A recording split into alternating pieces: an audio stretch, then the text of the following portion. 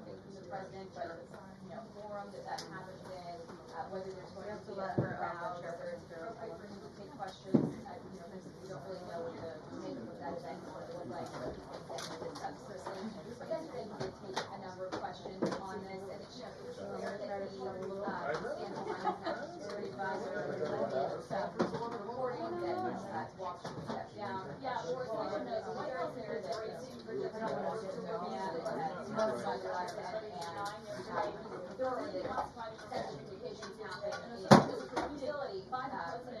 going to look into how this reporter got into the chat and we'll see what comes out of that. And we've seen them out in the news again today. They're having this sensitive, best technical mind. When they first revealed that they've been inadvertently added to this group chat. And so Karoline Leavitt, the press secretary, who we're about to hear from, the first press briefing this week, has been defending the defense secretary so far on Twitter this morning, talking about really what was in that headline when this article first came out, calling it war plans. They've been arguing ever since defense secretary Leavitt landed in Hawaii that these were not, in fact, war plans. They say the messages revealed that. Obviously, we've seen Republican lawmakers, even on Capitol Hill, raising questions about that and saying that some of them do believe that this is classified information. And so, really, the question is what comes down to the president himself. As you heard, he did an interview earlier today. He was saying that he believed it was a staffer from the National Security Council who initially added this reporter to this message about these sensitive plans that they were discussing. Mike Waltz himself, the National Security Advisor, acknowledged last night that he was the one who added and said he took full responsibility for that for us.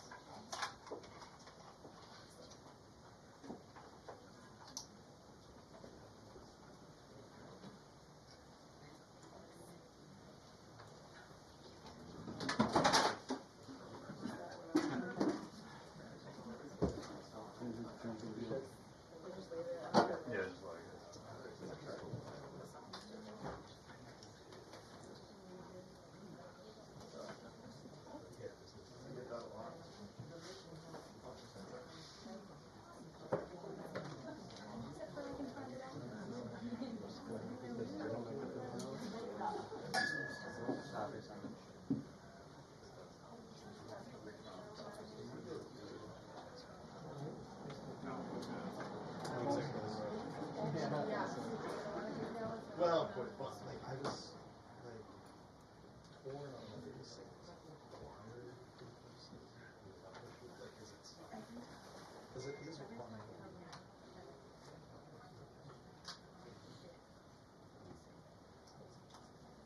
Yeah, I mean, it definitely requires that.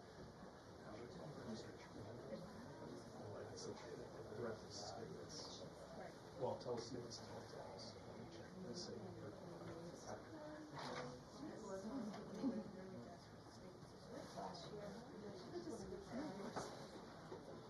Well, that too, but also threats.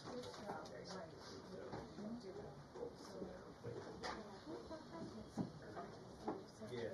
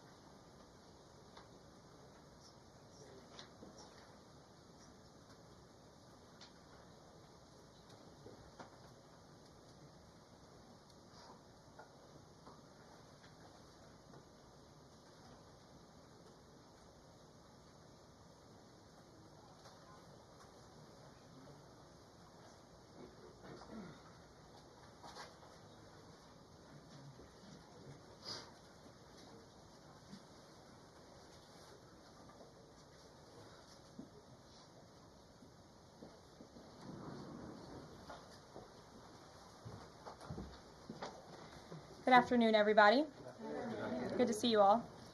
Since Inauguration Day, President Trump has secured trillions of dollars in private and foreign investments. Every single day, more money is pouring into our country, which will create more jobs for hardworking Americans. Today, Schneider Electric pledged to invest more than $700 million in the United States to boost American energy infrastructure and AI. On Monday, Hyundai announced a $20 billion investment in the United States, including $5.8 billion for a new steel plant in Louisiana, which will create nearly 1,500 high-paying jobs. President Trump is truly turning America back into a manufacturing superpower. Yesterday, President Trump marked National Medal of Honor Day by meeting with 21 of our nation's bravest heroes and incredible patriots who have been awarded the highest military honor. Beautiful picture. The president also signed a historic executive order to protect the integrity of American elections by strengthening voter citizenship verification and banning foreign nationals from interfering in U.S. elections. These are the common sense solutions that only Democrats could oppose. But voters deserve elections they can trust, and critical confidence is being restored thanks to President Trump's leadership. Later this afternoon in the East Room, President Trump will mark Women's History Month by honoring the exceptional women around our country, including the highly talented women in his administration and his cabinet. And on an additional scheduling update, the president will hold a press conference in the Oval Office today at 4:00 p.m. to announce tariffs on the auto industry, and I will leave that to him to make that announcement later. Unfortunately, all of this good is happening for our country. This administration is working hard on behalf of the American public every day, but the mainstream media continues to be focused on a sensationalized story from the failing Atlantic magazine that is falling apart by the hour. Here are the facts. The National Security Advisor has taken responsibility for this matter, and the National Security Council immediately said, alongside the White House counsel's office, that they are looking into how a reporter's number was inadvertently added to this messaging thread. We have said all along that no classified material was sent on this messaging thread. There were no locations, no sources, or methods revealed, and there were certainly no war plans discussed. The Atlantic has even admitted this themselves. Their release of these internal messages validates the truth, which we have been saying all along. If this story proves anything, it proves that Democrats and their propagandists in the mainstream media know how to fabricate, orchestrate, and disseminate a misinformation campaign quite well. And there's arguably no one in the media who loves manufacturing and pushing hoaxes more than Jeffrey Goldberg. Goldberg is an anti-Trump hater. He is a registered Democrat. Goldberg's wife is also a registered Democrat and a big Democrat donor who used to work under who? Hillary Clinton. This is the same Jeffrey Goldberg who infamously lied about weapons of mass destruction to get us into the Iraq War, which cost trillions of dollars and thousands of American soldiers. And how else has Goldberg discredited himself? By absurdly claiming that President Trump was Vladimir Putin during the 2016 campaign, by peddling the Russia, Russia, Russia hoax that tried to hijack President Trump's first term, by inventing the suckers and losers hoax to help Joe Biden in the 2020 election, by peddling a hoax about President Trump involving Gold Star families to help Kamala Harris in the 2024 election, which our campaign at the time vigorously denied. Jeffrey Goldberg didn't care. There's more, but we don't have all day, and we can now add this Signal hoax to this very long list. The real story here is the overwhelming success of President Trump's decisive military action against Houthi terrorists.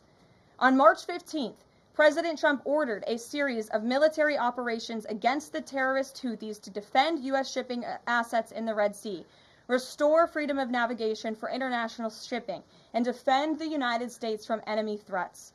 United States forces successfully struck dozens of targets across Houthi-controlled territory.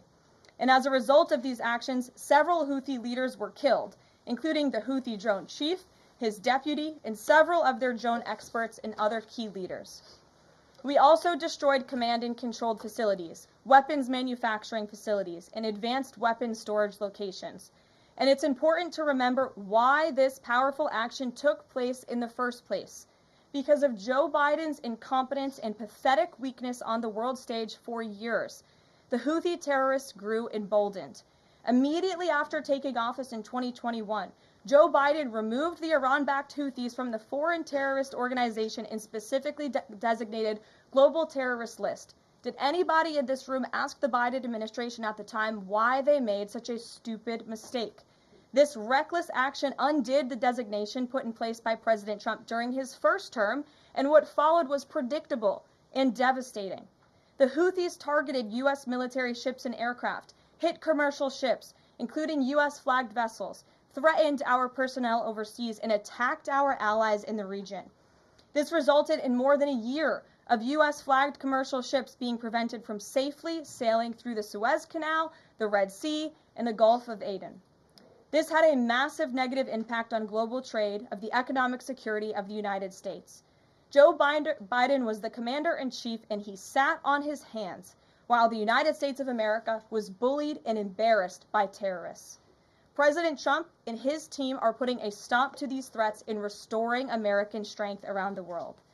The Trump peace through strength approach means no terrorist force will stop American commercial and naval vessels from freely sailing the waterways of the world. But unfortunately, this is not what the Democrats and the media want to talk about. They are focused on a coordinated campaign to try and sow chaos in this White House. And this has been the most successful first 2 months of any administration ever, which is exactly why they are doing this. We are not going to bend in the face of this insincere outrage. And here's just one example of how bad faith the Democrats' criticisms are. Democrat Senator Mark Warner is hysterical over the use of Signal, which is an approved decrypted app, in the killing of Houthi terrorists. But Senator Warner himself used Signal to work with a lobbyist for a Russian oligarch to connect with the disgraced Steele dossier author who started the Russia hoax, which Jeffrey Goldberg later reported on. How ironic. We're not going to lose focus of the bottom line, which is that Joe Biden's weakness enabled and emboldened Houthi terrorists, and President Trump's strength and resolve eliminated those terrorists. Here in our new media seat today, we have Lindsay Keith. She is the managing editor for Merit TV and serves as their White House correspondent. Merit TV launched 1 year ago and creates and distributes content across diverse platforms. We're glad to have you with us, Lindsay. Please kick us off. Thank you, Caroline. I appreciate it and this opportunity for Merit TV. 2 questions, if I may. One on Signal, one on the economy. Sure. On Signal, how comfortable is the president with what was shared so far now that the chain has been released? The president's view on all of this remains the same today as it did yesterday. And I think it speaks volumes about the leadership of this president that he went directly to all of you, members of the press corps. He was asked, do you want someone else to go out and do a briefing? And he said, no, I will tackle this story. I will discuss it. The people need to hear from me about this situation, and so his thoughts on this remained the same today. He has placed great trust in his national security team. And as for the usage of Signal, as the president said yesterday, as the CIA director has testified under oath, this is an approved app. It's an encrypted app. The Department of Defense, the Department of State, the CIA has it loaded onto government phones because it is the most secure and efficient way to communicate. As for, again, the original situation in this messaging thread, the National Security Council, the White House counsel's office continues to look in to how this mistake, which the National Security Advisor has owned, occurred, and the president has ensured they are doing that. On the economy, consumer confidence hit a 4-year low this month. Can you help explain to the American people how tariffs will help them in the long run? Yeah, absolutely, and I'm grateful for the question. The American public will hear later this afternoon from the president directly on the topic of tariffs. And as you all know, April 2nd day, President Trump has proudly dubbed it Liberation Day for our country. What he means by that is it will be a day where the United States of America will no longer be ripped off by nations around this world. It will be a day where Americans finally see free and fair trade practices restored. We are no longer going to allow our allies, our competitors, and our adversaries to take advantage of American workers. And if you think about your hometown in the state that you grew up, Main Street looks a lot different today than it did many years ago. And President Trump wants to restore America as a manufacturing superpower around the globe. He wants products to be made right here in our great country with great, hardworking American hands that will ultimately result in higher wages and more money in the pockets of the American people. And he's also, in addition to tariffs, also determined to pass tax cuts later this year, as he did successfully in his first term, to put even more money back into the pockets of hardworking Americans. Peter. Caroline, if I can ask you very quickly about the information we've seen, just to set the predicate to all this. Has the president been briefed and physically seen he's seen all the details of the chat as printed by the Atlantic? I just spoke to the president about it, yes. Then let me ask you, if I can, very quickly. In the chat, Pete Hegseth, the defense secretary, details F-18s, Tomahawks, so some of the weapons that were used. He details the timing involved for this, all of which occurred 31 minutes before, as he says, F-18s would launch. The DoD manual details classified information as significant military plans, saying that is secret, that's classified. So what about, there are no methods, there are no sources, but that's not what determines what's classified. So what is it about what Pete Hegseth wrote that makes you say this is not classified? Well, it's not just me saying that, Peter. It's the Secretary of Defense himself who is saying this as well. And he put out a very strong statement earlier today listing all of the things that were not included in that message that he sent to the group. And again, this message, there was no classified information transmitted. There were no war plans discussed. Why did the Atlantic downgrade their allegation about war plans to attack plans? They're now playing word games because they know this was sensationalist spin from a reporter who is well known for doing this. We have said all along no war plans were discussed, no classified material was sent. You have the Secretary of Defense saying that. You have the Director of the CIA, the Director of National Intelligence, the FBI Director, all testifying to that under oath, and they should be trusted with that. To be clear, Americans can make the decision for themselves, but whether Sure. you said it's not war plans. Would you characterize these as military plans, military operation plans? I would characterize this messaging thread as a policy discussion, a sensitive policy discussion, surely, amongst high-level cabinet officials and senior staff. And I'm so glad, Peter, that you said the American public can decide for themselves, because I think the American public should decide for themselves based on the outcome of this operation. And what happened in this operation? Terrorists that were allowed to run wild by the Biden administration were killed because of the direction and the determination of this president and his team. And this message also shows, this messaging thread also proved that President Trump has an incredibly dynamic team who is working incredibly hard, flying all over the world to secure world peace and to fix up the foreign policy crises that the previous administration left for this team to inherit. So to be clear, we all in this room and around the country would agree that we're glad no American service members were harmed, and we're glad that the mission was a success. We'll stipulate that. But the president said that Pete Hegseth said none of this was classified. So given the president has seen it now, and given the president understands that significant military plans are deemed classified as secret, how does the president view none of this, which details times, and weapons and more as being not classified? I've already been asked and answered this question. The president's thoughts on this remain the same today as they were yesterday, On what basis, as I'm well asking? as the Secretary of Defense. This question has been asked and answered. There was no classified material discussed. Jackie. On what basis I was asking? Go ahead, Jackie. Thank you, Caroline.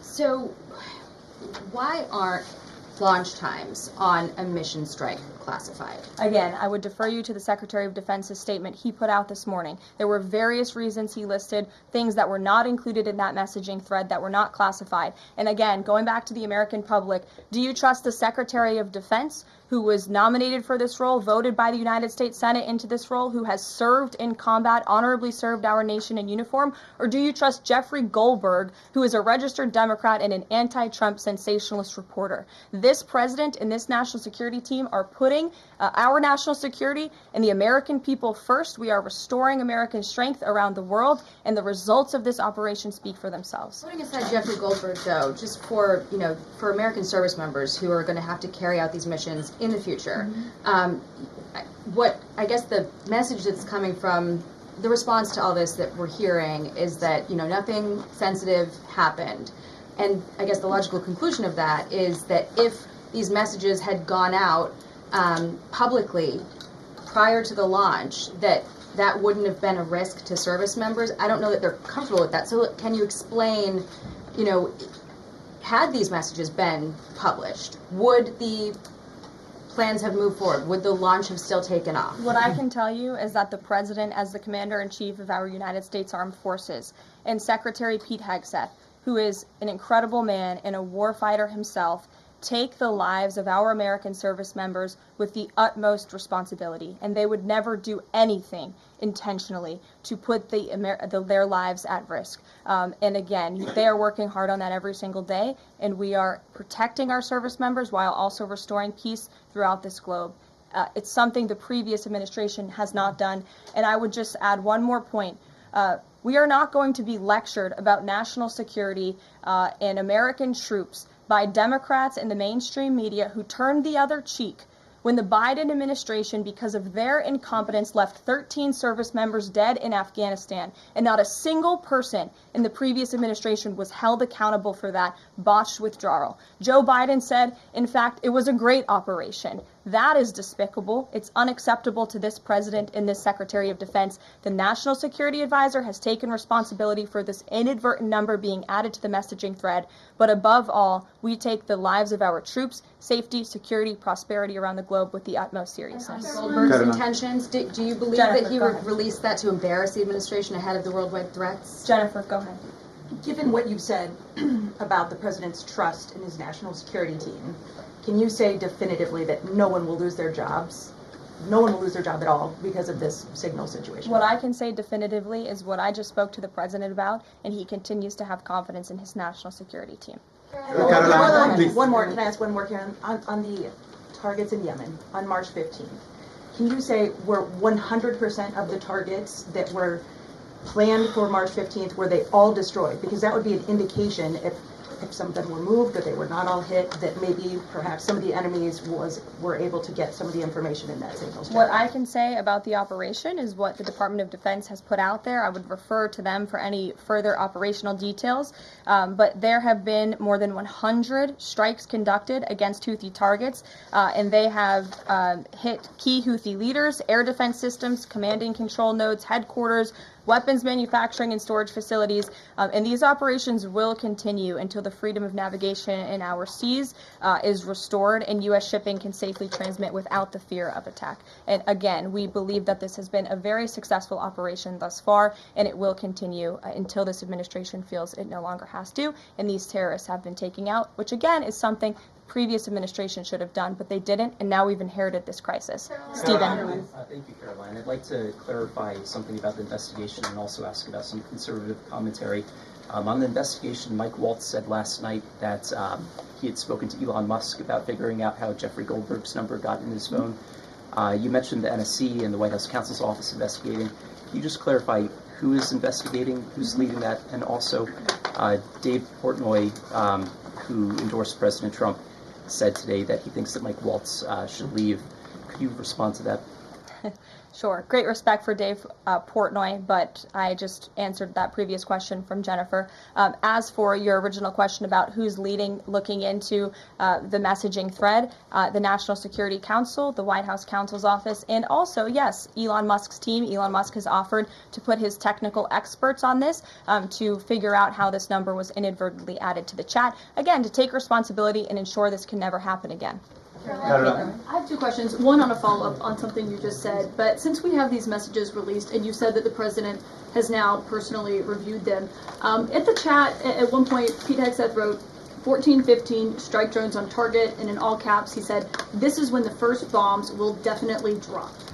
Does the president feel that he was misled by his national security advisors, whoever it was that told him there was no classified information in there, now that he's seen these messages? I've now been asked and answered this question 3 times by the both of you, and I've given you my answer. The president feels the same today as he did yesterday. Okay. Philip. And on my follow-up on what you had just said. Go ahead, Philip. I have a Caitlin, I'm not taking your follow-up. The Vice Philip. I have a follow-up on something you just Express said, though, Karoline. That's Caitlin, regarding I'm not Jeffrey taking Goldsberg. your follow-up. Philip, go ahead. I have called Thank on you. The Vice President seemed to express some frustration that Europe wasn't doing more to police waterways in their backyard, noting in that signal thread that 40% of European trade goes through the Suez Canal. Does the President share that opinion and frustration? And then going forward, should the Europeans be responsible for policing that waterway? Well, the president was asked this question yesterday by the pool in the cabinet room, and he answered this question. He said yes, he believes that Europe has been, as the vice president put it, freeloading on the backs of American taxpayers and off the backs of the United States of America, and he wants to ensure that Europe pays their fair share. He's always been very honest and upfront about that, and I think the vice president shares those concerns with him as well. And then one more. Sure. You know, enlisted soldiers, sailors, and Marines would face consequences if they shared this type of information inadvertently with a reporter. Can you tell us more why the President is so willing to give Mike Waltz a mulligan here? Again, I have now been asked and answered this same question using different language multiple times. If anybody has another question, there's a lot of different things going on in the world. We have tariffs possibly being implemented later today. The president is going to talk about that at 4 o'clock this afternoon. Sure, go ahead. Okay, thank you for taking my question. I wanted to first and foremost thank the administration for the election integrity executive order, because so many journalists for 4 years were banned from talking about this very subject. So thank you to the administration for that. My question is, yesterday President Trump, when signing the order, said that there is more to come when it comes to election integrity. Would that include same-day voting and hand-counted paper ballots? And why are Democrats so against election integrity measures like obviously proof of citizenship when it comes to voting in a United States election? Well, it's a very good question. You'll have to ask the Democrats why they're against so many common sense things, not just mandating voter ID. Why are they against men and women's sports? Why are they against deporting foreign terrorists from American soil who have been designated a foreign terrorist organization? I'm referring to Tren Veragua. As for the election integrity executive order that the president signed yesterday, this is in an effort to restore trust in American elections. There were more than 10 steps taken, 10 executive actions taken throughout this one order. It directs the department, or the Attorney General rather, in Homeland Security to prevent non-citizens from any involvement in administering elections. There's also another host of actions. We can provide the fact sheet for you, but it's a very strong election integrity executive order, and the president would also like to see Congress do something about this very important issue. Sure, go ahead. Karoline, the Republicans and Democrats alike have been expressing some concern about the frequency with which senior Trump officials have been using the Signal app. Has there been discussion, or will there be a review about how often they use Signal, and if you could explain to us how they might be considering other applications to get away from something like this happening again? Sure. Well, again, first of all, Signal has been an approved app for government use. It's an encrypted app, and as I said, it's the most safe and efficient way of communicating, especially when people can't be in a skiff or inside a room physically together. I think, as the president said yesterday, he wishes that everybody could be in the room and it's our goal to ensure that everybody can be. But again, no classified information was discussed in this chat, and any time classified information is discussed amongst high-level officials across this administration, secure lines of communication are used, including, by the way, our special envoy, Steve Witkoff, who I understand the Wall Street Journal erroneously reported that he was on this Signal chat on a personal device while in Moscow. That is absolutely false. Steve Witkoff did not have his personal device, nor did he have his government device with him. He was given a classified, protected server by the United States government, and he was very careful about his communications when he was in Russia. So rest assured to the American public, this administration is taking every precaution when it comes to protecting our national security. And that's why the American people reelected this president, because they know that our national security is in good hands with the President of the United States. Speaking of the Vice President, I understand he's going to be speaking any moment now. I would hate to counter-program the Vice President of the United States. You'll also hear from the President at 3 o'clock. He will be honoring Women's History at the Women's History Month celebration. We have a lot of great women across our cabinet who will be in attendance, so we'll see you all there. And then you'll also hear from the President again at 4 o'clock when he talks about tariffs. So plenty of time for more questions. Sorry it's a bit shorter today, guys. We'll see you later. Representative Goldberg's number and Michael Waltz's phone if he's a registered Democrat and anti-Trump reporter.